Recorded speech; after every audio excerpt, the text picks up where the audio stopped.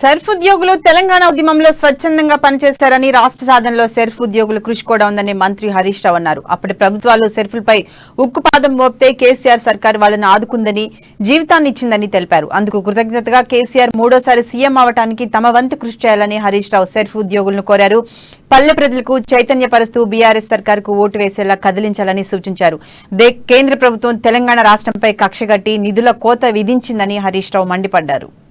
మంది ఉద్యోగాలకు వెళ్ళి తీసేసింది. ఆ రోజు ఊకునడా మన కేసీఆర్ గారు ఆనాడు గర్జించి ఆనాటి ప్రభుత్వం మీద పోరాటం చేసి 4,000 మందిని తిరిగి మళ్ళా ఉద్యోగాల్లో చేర్చుకునే విధంగా పోరాటం చేసి నిలబెట్టిన నాయకుడు కేసీఆర్.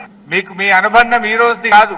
అదే మన ఖైరతాబాద్ లో జయలక్ష్మి గార్డెన్ ఉంటుంది. 2007 సంవత్సరంలోనే జయలక్ష్మి గార్డెన్ లో మీ సెర్ప్ ఉద్యోగులతో కేసీఆర్ గారు ఆ రోజు సమావేశం పెట్టారు. ఆ రోజుల్లో మీరు మాకు HR పాలసీ కావాలి, మా వేతనాలు పెరగాలని మీరు ధర్నాలు చేస్తే